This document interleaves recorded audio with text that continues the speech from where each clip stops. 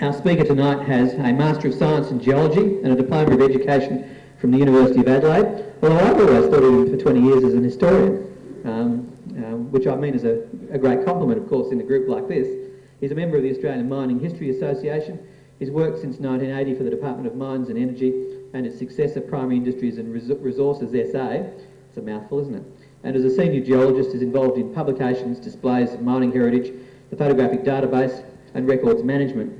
In 1993 he published Cornish beam engines in South Australia, which many of you will be familiar with, and has also been responsible for the series of books Discovering Historic Burra, Discovering Historic Moonta, Kadina, Wallaroo and Kapunda, which I would say are among the very finest publications of their kind I've seen anywhere, suitable for both historians and for tourists with just a general interest in our mining heritage. He's here tonight to talk about an odd aspect of mining heritage, Mexican mining heritage, and the Cornish who settled in Mexico, and the extraordinary similarities between their Cornish mining heritage and our South Australian Cornish mining heritage. But anyway, enough of that. Would you please make welcome our speaker for tonight, Greg Drew. Thank you.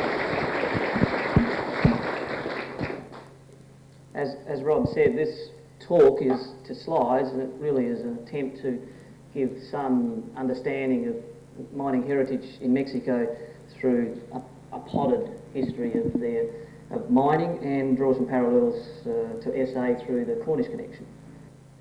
In the central area of Mexico, now occupied Mexico City, the Aztecs had invaded this area and conquered this area, and in 1325 they built their capital, shown here, on a small island near the shore of a large lake, the site now known as Mexico City.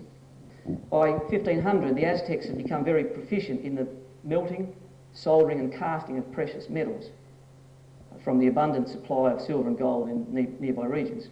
But it was used solely for personal adornment and had no monetary value to them. This particular city, seen here, teemed with 250,000 people, and this is what Cortes and his 400 conquistadors found when they arrived here in 1520. And they came through on one of the causeways into the city. This is around the central area of what's Mexico City now, and again the Aztec pyramids. Now the pyramids of human sacrifice which confronted Cortes in Aztec Mexico inflamed their conviction that they had a mandate to enforce righteousness as well as pursue riches by the sword. The treasure which Montezuma offered Cortes served only to whet their appetites. Before them lay a prospect of riches that outshone any in the past.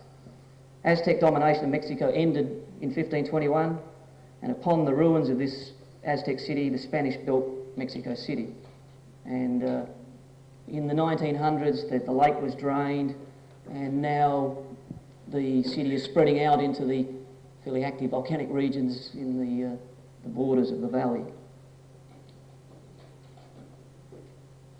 And the ruins that, or the pyramids that the Spanish saw were soon knocked down, and upon them they built their cathedral. This is the Metropolitan Cathedral in Mexico City, using stones from these pyramids. And in fact, in recent times, I think about 20 years ago, during excavations, they uncovered the ruins of one of these pyramids. The bonanza of Mexico. Within a few years, the Spanish began to locate the Aztec wealth, and Mexico was to become the world's greatest untapped treasure vault. And it was, in fact, the greatest source of silver for some 3 or 4 centuries. Men spread out searching for deposits of the metallic riches, and there were bonanzas of incredible wealth discovered within a few years of the Spanish taking control. And I'll look at a couple of those, perhaps 4 of them. In the mountainous area, we'll look at Guanajuato, Zacatecas, Pachuca and Tasco. All of these were mining centres that were established in the early 1500s. Firstly, Guanajuato. Guanajuato, which is about 200, 300 kilometres north of Mexico City, has a population now of about 100,000 people at an altitude of 6,000 feet. It was settled in 1559 after silver was discovered at the La Valenciana mine up on the mountains behind. This was the location of the mother lode of principally silver, and that mine, which for more than 250 years produced 30 to 40% of world silver. There's a lot of other historic aspects about Guanajuato. It was also the site of the first victory in the War of Independence in 1810, and there's a monument to that in the city. And by 1700 it was a world famous mining centre along the lines of the famous Campbell School of Mines in Cornwall. Just have a look at a couple of shots of Guanajuato, very much a colonial city, very European looking as you'd probably expect, dominated by the spires of the Catholic cathedrals. You see several of them around, one up here. This is the university. This is a relatively affluent area of Mexico. Unemployment is relatively low, and mining still does take place, although on a limited scale around the city. The basilica, built in the 17th century. A wonderful place, this colonial architecture that's common throughout these colonial cities. Guanajuato is considered to be the gem of the colonial cities in Mexico. Lots of nice little plazas and just a lovely atmosphere. And again, just another low shot of the spires. Now, the conference was held here at the Guanajuato School of Mines, which, as I say, is probably the foremost school of mines in Mexico, and certainly of world note. And just on the hills above the town are reminders of some of the earlier period. These two massive walled structures are the boundaries of two of the mines. These would date from the 16th and 17th century, these huge buttresses. I mean, the height of this is probably of the order of 100 feet. You can see another mine over here. We never really got a good explanation as to why these were put in there, as to simply impose themselves on the landscape, as much as perhaps to protect themselves from the Indian population, who obviously wouldn't have been too pleased about the Spanish being there. Now these mines, as I said, were mined for silver for something like 400 years. Mining ceased in here temporarily in the middle of the 1900s. And opened again recently, in the 1960s, and there was a cooperative running some of these mines on a relatively small scale. And the first thing you notice about these sites is that they certainly have different OH&S standards to what we'd be expected. This is the main shaft of this cooperative exercise. The road runs past, there's no safety fencing, and this is the hauling rope, hauling from the shaft. Extremely dangerous. But also there's quite an interesting range of technologies that can be seen there. These here are probably early 1900 small electric winding engines that were installed during a period of investment from America and modernisation period. And still in use, 70 or 80 years after they were first installed. You turn 90 degrees and you'd see some evidence here of probably a mid-1800s period, probably from English capital, steam, not Cornish, not Cornish beam engines, but steam-powered machinery was installed in these buildings. The Cornish, in fact, did come to Guanajuato in the early 1800s after the War of Independence, and several English companies were formed to rehabilitate the mines. And Cornish miners were introduced, but largely unsuccessful because their labour methods and contract systems weren't really appreciated by the Mexican miners. So they really didn't have a significant impact. This is the Guadalupe mine. Again, another one of these just unbelievably buttressed. In this case, again, probably just to create such an impression on the landscape, the buttressing in the shape of elephants. And probably the most famous of the mines, the La Valenciana mine, again, the walled structure. This again is, as I say, part of this cooperatives, and they run a part mine, part tourist operation, selling souvenirs and so on within the site, so you can freely walk around the site. The other thing you might notice about that is the eucalypts, which are planted extensively in Mexico. And as I said, like the other site, these sites have a range of dilapidated machinery, still in use, some of it. This is again an early 1900s electric winder in operation, hauling from an original 16th century shaft with remnants of, no one seems to know, it's no one knew locally, but these stone structures would probably date from the New Spain days. So a whole range of features. We, after the conference, it was a 5-day conference, we spent a day on a bus up to Zacatecas, again a colonial city, dates from the 1500s. It was settled in 1548 after the discovery of silver. About 5,000 or 6,000 feet up, a terrain very much like the northern Flinders around Patchley Creek, somewhat different climate, very pleasant spring-like type climate when we were there and for most of the year.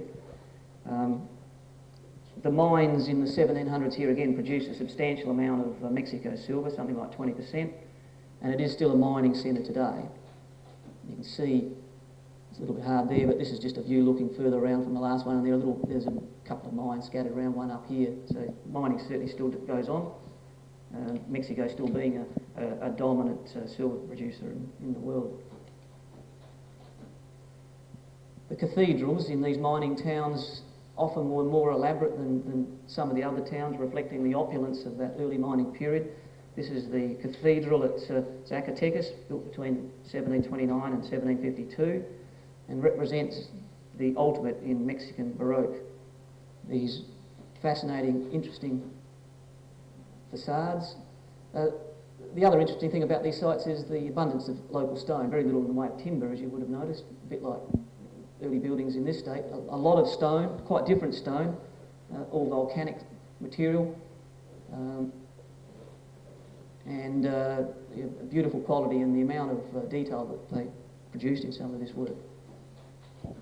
But other reminders of the early mining period and the richness. This is a aqueduct from about the 1550s. They were quite advanced at the time, having reticulated water to their population. Still survives in pretty good condition, part of it anyway. And this was the only tourist mine we saw. This is the Mina el Eden, the Eden mine, which operated for something like 400 years continuously, from about 1540 through to the 1950s. And it's right on the edge of town, and it's since been turned into a tourist mine. This is the original entrance of the mine, the walled structure again, which is typical of these mines. The socavon there is a Mexican word meaning, Mexican or Spanish meaning tunnel. This is the entrance tunnel. And you take the tour in, and there's a display of minerals from the mine and minerals from the area, and then through with a guide, all in Spanish, so we didn't really understand much about what was going on, but through the galleries, climbing ladders and across wooden platforms, and you catch a lift to the surface and come out at the other original entrance to the mine. It's quite an interesting tourist venture, and it's probably the only, as far as I'm aware, the only underground tourist mine in Mexico. From there was a cable car that ran across the town to this hill in the distance, where I'd taken the original photographs. And on the hill there was, the top of that hill was the site of a famous battle during the Revolution, when the revolutionary forces defeated the government troops and precipitated probably the final defeat of the government. And there was a major museum and exhibition up there dealing with that. Just north of, the main reason we came to Mexico City was to see these two buildings here, to Zacatecas. About 50 k's north of Zacatecas, in a little village called Fresnillo, on the hill adjacent to the town, silver was discovered in 1715. By the early 1800s, the pumps to dewater the mines were inadequate and mining ceased. Work commenced after the independence period in 1831, and a new company was formed in London, and a number of Cornish engines were brought out to Mexico, remembering that Zacatecas is on the other side of where these engines would have been landed. In the Gulf of Mexico, there was something like 400 miles across unmade or no roads, and from sea level to about 6,000 feet. And I'll show you the impact of that shortly. So a number of engines were erected on the hill behind where I'm standing there. There was a modern mine still currently operating on this hill. But a short distance from the base of the hill, at the base of the hill, the company, the Fresnillo Mining Company, managed from London, employing Cornish miners, erected a new treatment plant, which was a large walled structure about 1150 foot square, containing dressing plant for the extracting and smelting of silver. In 1852, two 40-inch rotating beam engines from Harvey & Co in Cornwall were erected here to drive the machinery, and they still survive. On probably on company property, they still own this land. No work has ever been done on these. The machinery is largely intact, as you can see there.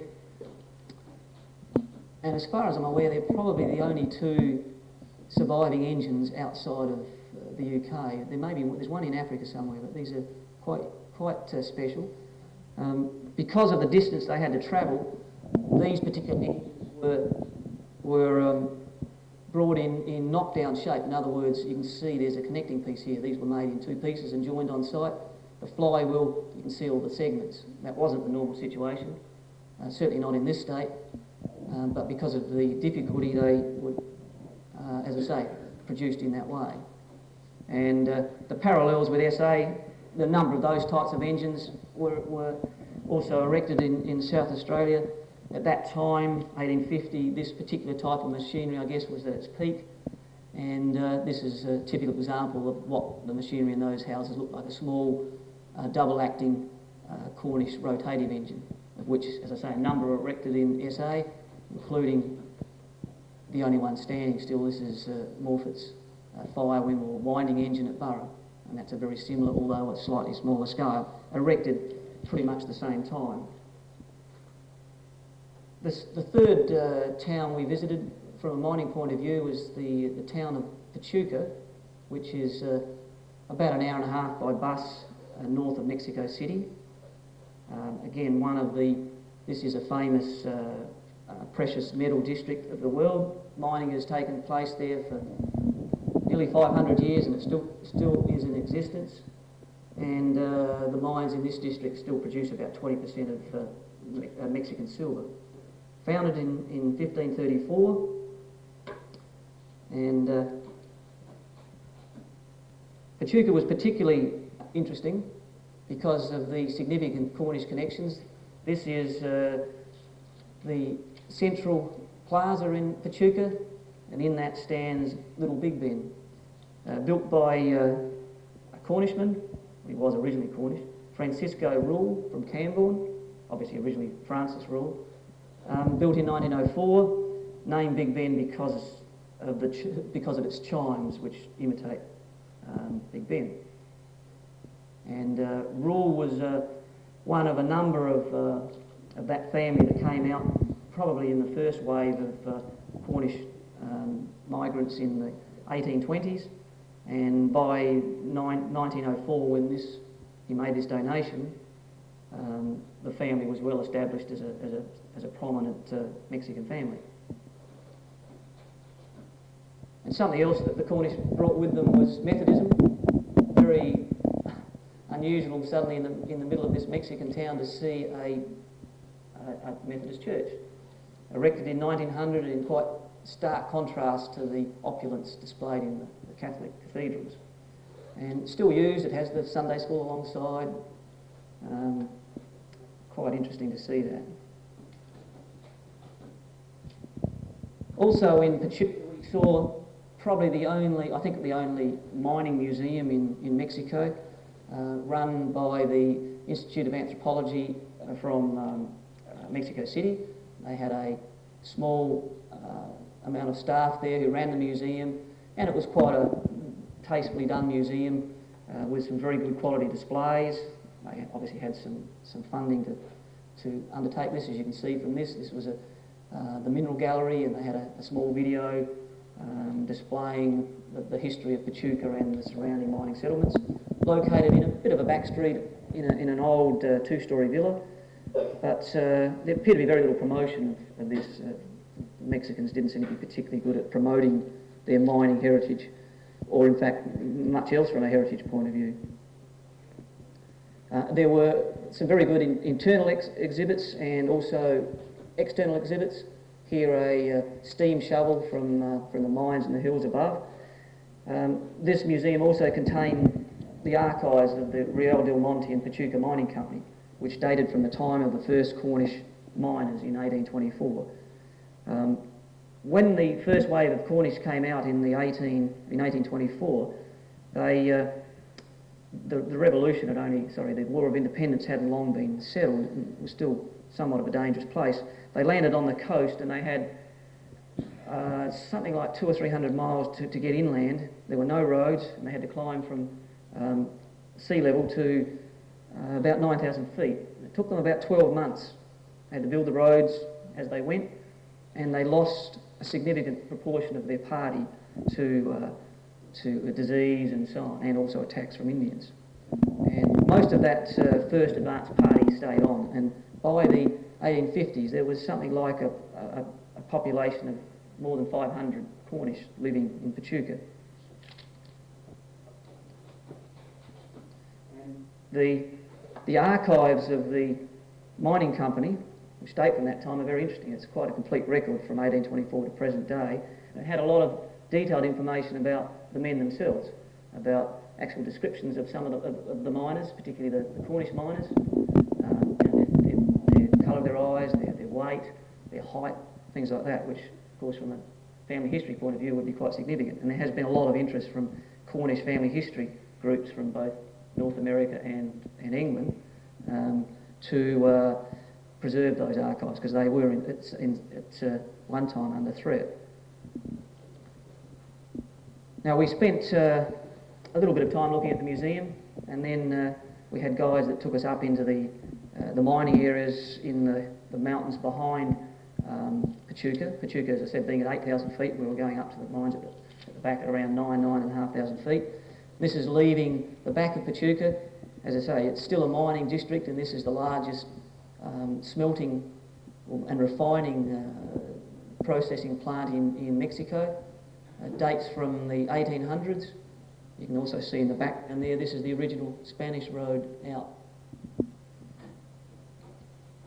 And we were headed off. Here's the mountains where the mining districts existed. You can see the new roads being built. And this is just on the outskirts of town, and you just look across and then there's a little Cornish house. People didn't really know much about that one.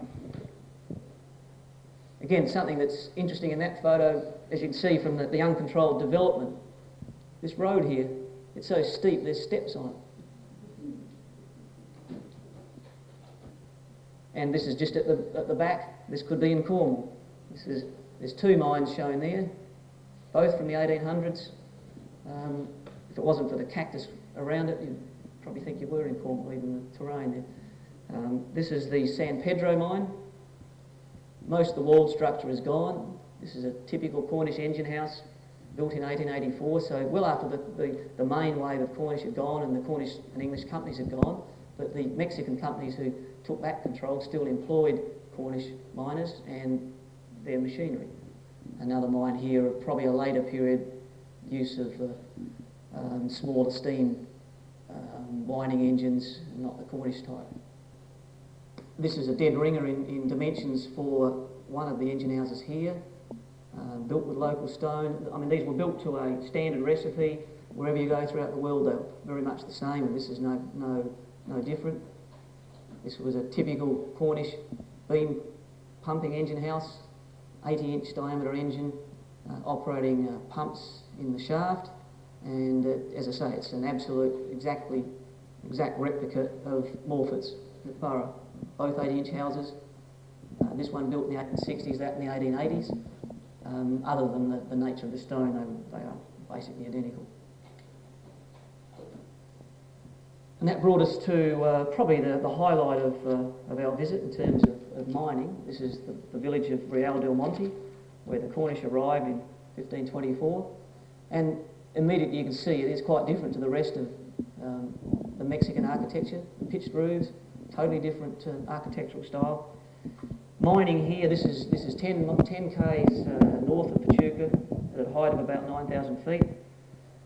The history of mining here in the 17th century is not that well known. Mining boomed in the second half of the 18th century until drainage became a major problem.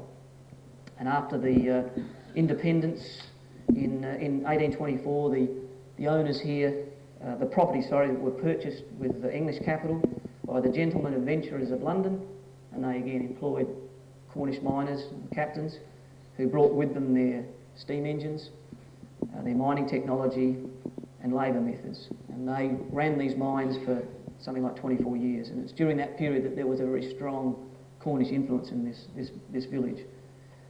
In 1849, the mines were sold back to Mexican companies. From 1906 to the end of the Second World War, Americans financed most of the operations in these areas, as in most others. They were, after the Second World War, they were nationalised by the Mexican government, and in recent times they've been privatised. Sounds all very familiar. The town here maintains a 16th century urban plan, and this is probably the only mining site in Mexico where federal law protects the central area of the town, including several mines and cemeteries. They certainly don't have the heritage restrictions and so on, legislation that we have. And the Cornish brought one other thing with them here, and it's the pasties. And they still survive here, and this is the only place in Mexico where they survive. Pasties. And again, you can see quite different. I mean, it looks very much more like maybe a Cornish village, very much like a Cornish village. And the pasties survive in this little village, and to a small degree in Pachuca, but this is the only place in Mexico where they survive. And they brought with them their mining culture and some of their social customs and Methodism. And they also brought with them football. It's through Cornish miners that football came to Mexico. And Pachuca is still the premier soccer town in all of Mexico. So pasties, and just to show you that they really were something like the real thing. This was with some of our Mexican guides. They're very similar. We didn't get the opportunity to see them being made. They're somewhat smaller. The ingredients, of course, vary somewhat. You'll get refried full of refried beans. You'll get chili pasties and all sorts of things. It's somewhat different to ours, but they're definitely pasties.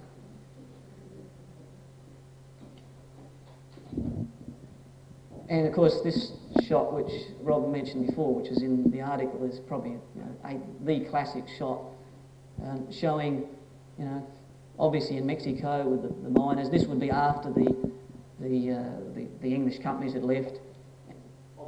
Obviously run by Mexican companies, Mexican miners with their sombreros and weird-looking structures that the Mexicans built.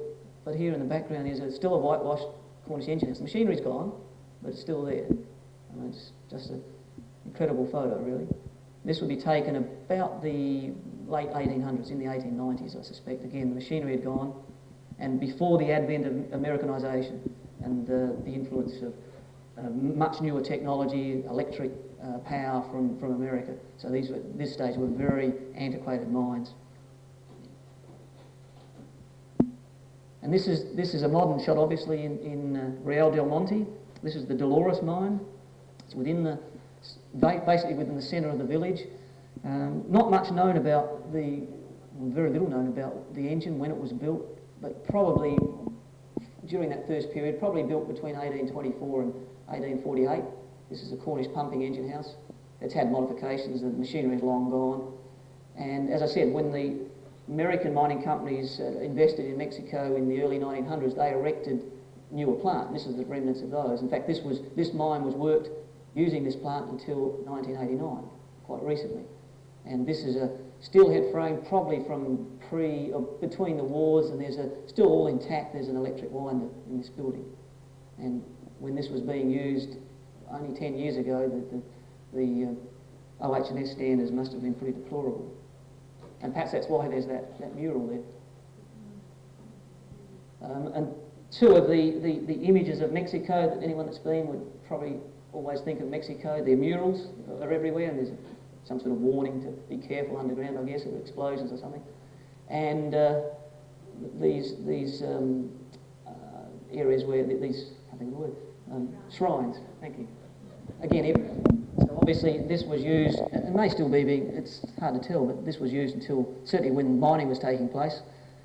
I don't quite know how the Cornish would have seen this against their engine house. Quite an unusual combination of icons there. And the other site we looked at was this mine, again photographed probably in the 1890s. Lovely little Cornish engine house, quite an ornate one, and the chimney with a cross on it. But the machinery long gone, and the English company's gone, and again a strange looking Mexican head frame. This is again before the advent of technology from America, which I think the next photo shows. And you can see here again the steel head frame.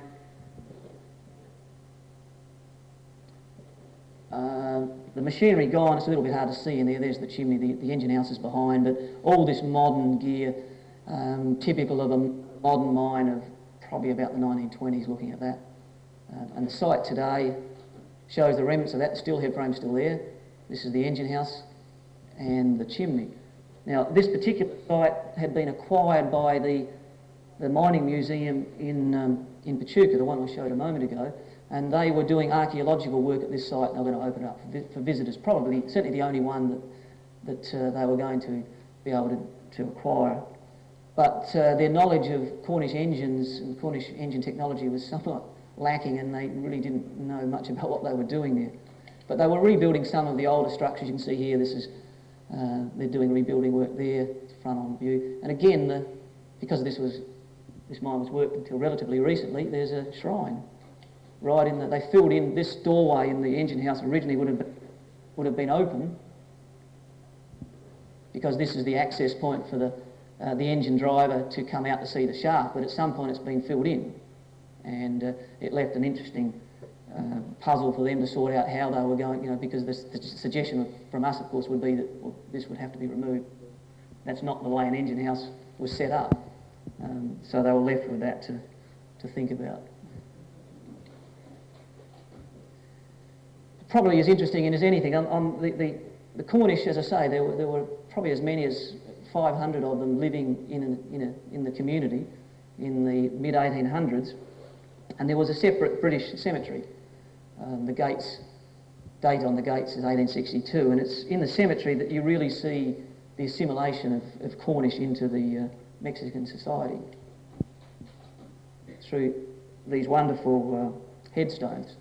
So these are related to the Charles Rule that donated the clock tower. This is William and Richard Rule from Camborne, and they were amongst the earliest to come out. You can see they were born 1840 and 1842 and died in Pachuca, one 1877 and one 1879, I think it is. So that could be the sort of headstone you'd see at Moonta or Burra. Here's another one of the later group. This is Isaac Richards of Briage, Cornwall. Lost his life in the Santa Gertrude mine, I think it's 1896. So he was much later, but still, very much he was Cornish. And then in amongst them you see this sort of thing, a fairly recent one, and the only thing that's left is, of course, there's the original Cornish Richards. Everything else, this family is totally assimilated, 4 or 5 generations on. But the story that I read about the descendants of some of these original Cornish, these are Mexicans obviously now, but they have blonde hair and blue eyes, and some of them still refer to themselves as being Cornish. And you look in the phone book and there'll be the Skews brothers, Umberto and Ricardo, and Trelevans and so on. It's quite an interesting place to go to see the Cornish names with all the Mexican or Spanish Christian names, and no better examples than wandering through the cemetery. So if you're ever in Mexico, it's certainly a wonderful place to go to. In 1531, the first silver mine was established. In fact, Tasco has the honour of being the first mining town in all of the Americas. there was a water wheel and a viaduct erected, and mining took place from that period, and the town developed from that time.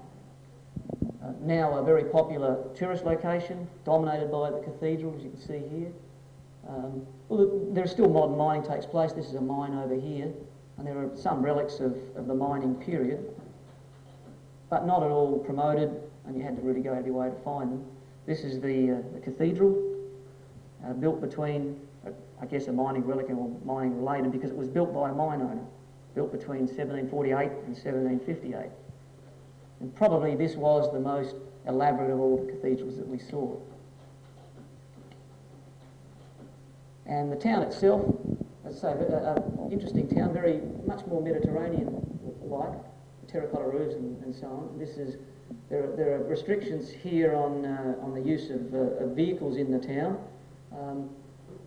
You cannot take vehicles into the town, certainly from outside the town. Visitors can't. The only way to get around is by the old beetles, because these are still made in Mexico. They're still a factory. And there are hundreds of these beetles that move around the town day and night, and you get this. We were there on Independence Day, so all this fun to do with that, and there was a procession that took place through the town. And as I say, there are some reminders of mining heritage. This is supposedly the aqueduct that powered a water wheel, built in about 1530 at the entrance to town. There's no information about that. You only pick that up by reading some of the more detailed tourist literature. And there are again similar relics or similar evidence of mining from probably the early 1900s, early 1900s to perhaps 1940s, that sort of era. If you look, but this appears to be working.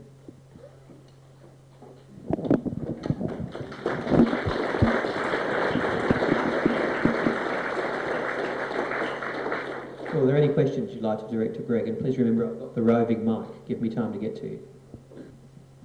Thank you. I was wondering if there was a Mexican equivalent to our cartoonist Oswald Pryor. Not that we saw. We saw no evidence of that, no. You mean a Cornish equivalent? Well, yeah. No. Not that we probably were long enough there or did enough reading or research to have picked it up, but we saw none of that, no. Yes, could you just explain, what does a winding house actually house and what does it do? I'd have to go back to those slides, but the winding, or the engine house, whether it be winding or pumping, houses a steam engine, either used for operating pumps for dewatering the mines or for operating a winding drum to haul. They're the two main things. I'd have to go back to that diagram, but yeah, the tall structure basically houses the engine. And in the case of a pumping engine, the pumps are in the shaft and the engine operates the pumps. In the case of a winding engine, it turns a drum that winds rope or chain up and down in the shaft, either adjacent or at some distance. And so at the time that the Cornish came to Mexico through English capital in the 1820s, that was around the time that Cornwall, I guess, was at its height as an mining engineering power. And that lasted, and it corresponds with roughly the time they came here. So that was the centre of mining technology in the world, probably from about that time, early 1800s through to about the turn of the century, most of the 1800s, but particularly in the first half. And so they were used throughout the world to run mines and also to supply equipment. And they did it in Cornwall. It went to Mexico, of course. It went to Peru. Came to SA, Spain, South America, South Africa, Cuba. Yeah.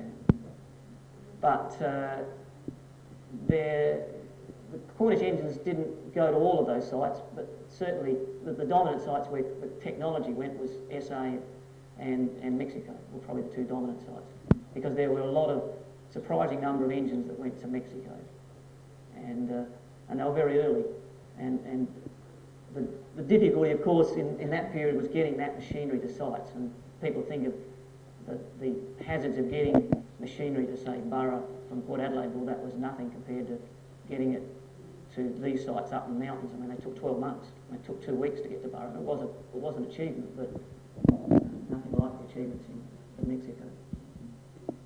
Greg, two questions. When I went into Guanajuato, the thing that intrigued me was, once going into a valley, there's a city, but the motor cars were all disappearing. Then I found this maze of tunnels that built underneath, brought the miners. Now, did the same thing happen in the other cities you saw? No. And they weren't mines, or related to mining anyway. No, but they brought the miners down to dig this absolute maze of tunnels, motor cars and buses scurrying around all over the shop. They're not that old either. They were built only, I think, 40 or 50 years ago, quite recently. Yeah. Just to solve some of the traffic problems in those narrow cobblestone roads. And the second thing is, can you tell me anything of the history and origin of the Pachuca tank, the leaching tank? The Pachuca tank, which is used widely in cyaniding? Yeah, I don't know the term. I mean, obviously the Pachuca plant was the principal treatment plant in Mexico, and it was where there's a process known as the patio process for concentrating silver from ore, and that was developed there and was used in Pachuca until the advent of cyanidation. So I would assume it was something that was developed in Pachuca. It's part of the cyanide process, this tank you're talking about. Well, it's a tall tank, normally about 3 times the height of the stone tank, with air coming in the bottom. Yeah, I'm not familiar with it, but the name would suggest that it was developed in Pachuca, because Pachuca was at the forefront of cyanidation and the transfer from the old process known as the patio process. And in that process, they basically crushed up the ore, mixed it with mercury and salt, and had oxen walk through it. And in the hot sun, you got amalgamation, of course. And they used that process right through until cyanide.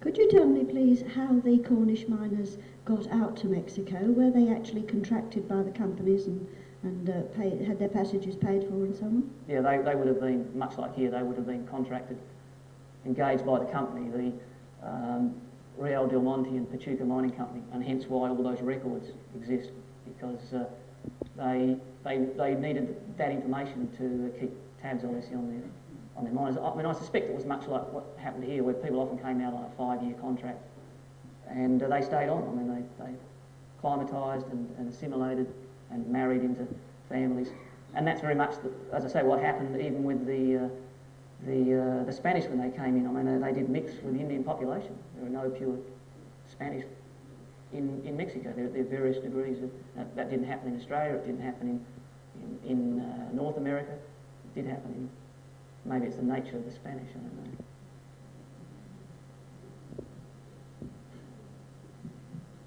know. I was just interested in a comparison between Mexico and South Australia. I mean, was the scale of it all in Mexico much greater? And also I was absolutely astounded by those flywheels and the beam engine that was still intact, which suggested to me that perhaps there might be more relics preserved in Mexico than in South Australia.